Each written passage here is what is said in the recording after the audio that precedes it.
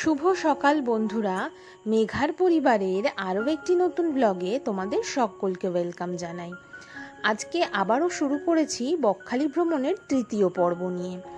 আগের দিনের ভিডিওতে তোমরা দেখেছো যে আমরা বকখালি ছেড়ে দিয়ে যাচ্ছিলাম মৌসুনী আইল্যান্ডের উদ্দেশ্যে, আর ভিডিওটা সেখানেই শেষ করেছিলাম। আজ শুরু করছি সেই জায়গা থেকে।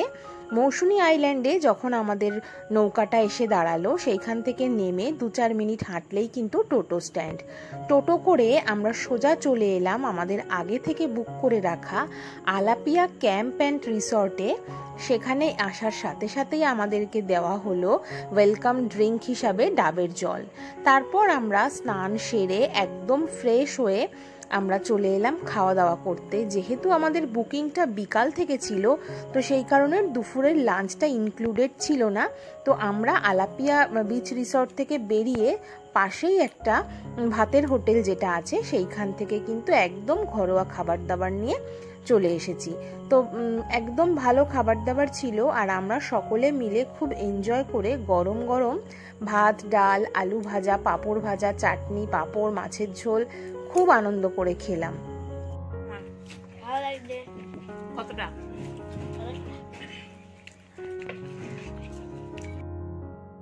গতদিনের ভিডিওতে দেখেছো সবাই খুব সামান্য করে পরোটা আর আমি একটা বাটার টোস্ট খেয়ে বকখালি থেকে রওনা দিয়েছিলাম।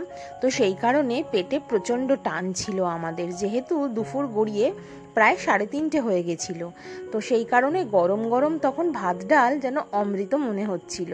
খুব এনজয় করে আমরা খাবারগুলো শেষ করলাম এবং তারপরে এখানে বিল মিটিয়ে কিছু ঠান্ডা জলের বোতল নিয়ে আমরা কিন্তু আবার ক্যাম্পে চলে গেলাম।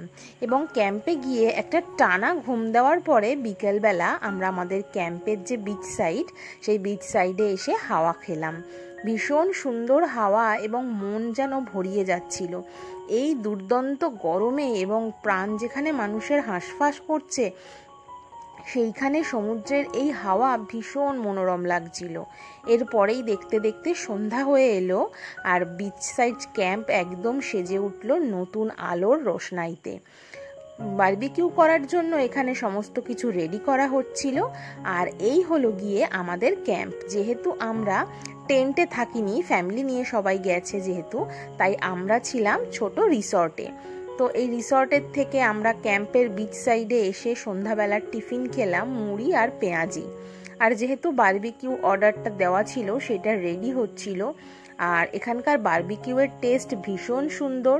মাত্র 450 টাকায় কিন্তু এখানে 1 কেজি করে বারবিকিউ দিচ্ছিল। তো যেহেতু আমরা বেশ 5 জন ছিলাম, তো সেই জন্য আমরা মোটামুটি 2 কেজি বারবিকিউ নিয়েছিলাম। সারাটা সন্ধ্যা ভীষণ এনজয় করছিলাম, নাচ গান হই হুল্লোড়ে খুব ভালো কাটছিল।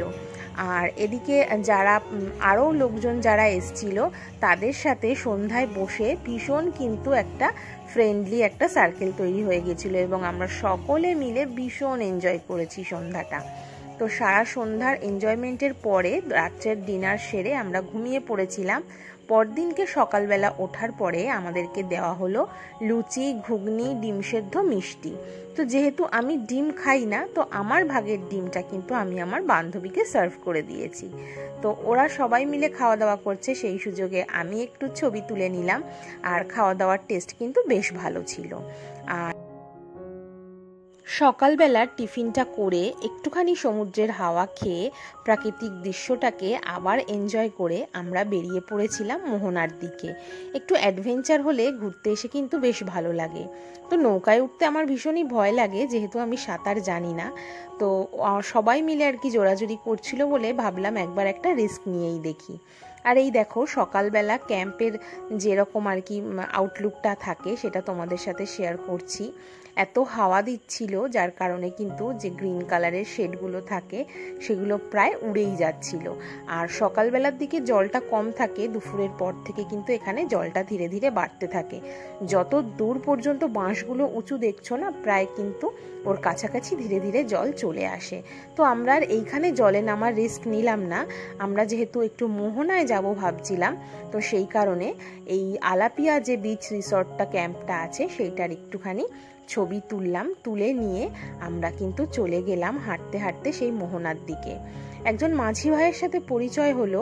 তো সে বলল যে মাত্র 200 টাকায় কিন্তু সে আমাদের সকলকে মিলে নৌকায় করে কিন্তু মোহনাটা ভালো করে ঘুরিয়ে দেবে।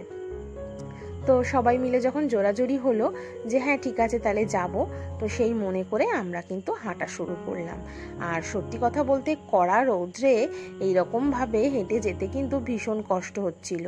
আর আমরা যখন যাচ্ছি তখন দেখছি অলরেডি বেশ কিছু মানুষ এই অ্যাডভেঞ্চার সেরে কিন্তু রিটার্ন চলে যাচ্ছে, তারাই কিন্তু বুদ্ধিমানের কাজ করেছে। আর আমরা পাগলের দল সকালবেলা না গিয়ে ভরা রৌদ্রে, তখন প্রায় 11:30 বাজে, তখন যাচ্ছি আমরা নদীর মাঝখানে। তো পায়ের নিচে জল আর মাথার ওপরে কড়া রোদ, মাথা যন্ত্রণা কেন হবে না বলো? কিন্তু ওই যে পাগল মানুষের দল সব এক জায়গায় হয়েছি, যেতে তো হবেই। তো এদিকে দেখো ম্যানগ্রোভের অরণ্য, সেই ম্যানগ্রোভের জঙ্গলের মাঝখান দিয়ে কিন্তু যখন হেঁটে যাচ্ছিলাম, ব্যাপারটা কিন্তু বেশ থ্রিলিং লাগছিল। পায়ের নিচে বালি, তার উপরে জল, তার মাঝখানে জঙ্গল, এর মাঝখান দিয়ে হেঁটে নৌকায় উঠতে বেশ ভয় ভয়ই লাগছিল। তো খুব এনজয় করছিলাম আমরা। আর নৌকায় তো হাওয়া হচ্ছে, ছাতা তো খুলে রাখা যাচ্ছে না, কিন্তু বেশ রৌদ্রের তাপ লাগছিল, কিন্তু চোখের যে মনোরম দৃশ্য তাতে কিন্তু সেই সমস্ত কষ্ট ভুলিয়ে দিচ্ছিল। আমার মতো সবাই ছবি তুলছিল, ক্যামেরা করছিল। আমি খুব একটা স্টিল ছবি নিইনি, আমি ভিডিওটাই মেনলি নিচ্ছিলাম তোমাদের সকলের সাথে শেয়ার করব বলে। আর ওই যে মাঝি ভাইয়ের কথা বললাম, কার ট্যালেন্ট যে কোথায় থাকে সেটা কিন্তু বাইরে থেকে মানুষকে দেখলে বোঝা যায় না। মানুষের সাথে মিশলে তবেই তার ভালো গুণ খারাপ গুণ দুটোই কিন্তু আমরা উদ্ধার করতে পারি।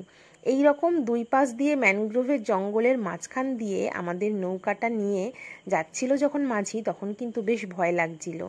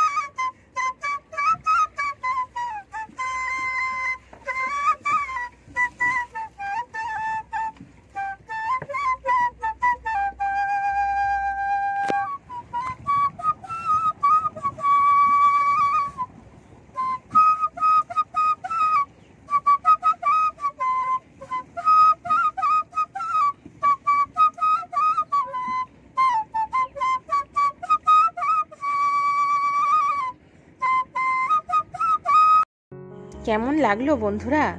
যখন আমরা প্রথম শুনলাম না মাঝি ভাই যখন নদীর মাঝখানে নৌকার নোঙর ফেলে এই রকম বাঁশির কণ্ঠে আমাদেরকে মনোমুগ্ধ করে দিল, সত্যি আমরা সবাই কিন্তু বাকরুদ্ধ হয়ে গেছিলাম।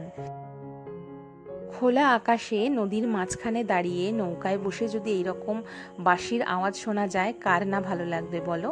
আর এদিকে বেশ কিছু স্টিল ছবি আমি তোমাদের সাথে শেয়ার করে নিলাম, যেগুলো আমরা কিন্তু মৌসুনী আইল্যান্ডে গিয়ে তুলেছিলাম।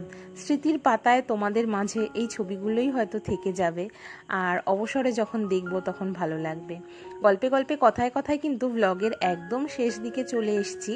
আর আমরা কিন্তু সেখান থেকে দুপুরবেলার খাওয়া দাওয়া সেরে ব্যাগপত্র গুছিয়ে আবার বাড়ির উদ্দেশ্যে রওনা দিয়েছি। এতক্ষণ যারা তোমরা আমার সঙ্গে ছিলে তারা কিন্তু যদি ভিডিওটা ভালো লাগে তাহলে লাইক করে সাবস্ক্রাইব করে চ্যানেলটাকে পাশে থেকে যেও। আমার পরবর্তী ভিডিওগুলো সবার আগে দেখার জন্য অনুরোধ রইল। আর আমার ভিডিও যদি তোমাদের ভালো লাগে তাহলে কিন্তু সকলে মিলে আমাকে কিন্তু অনেক অনেক উৎসাহিত করো তোমাদের একটা ছোট্ট লাইকের মাধ্যমে। আজকে ভিডিওটা এখানেই শেষ করছি। পরবর্তী ভিডিওতে অনেকটা ভালোবাসা নিয়ে খুব তাড়াতাড়ি দেখা হবে। টাটা।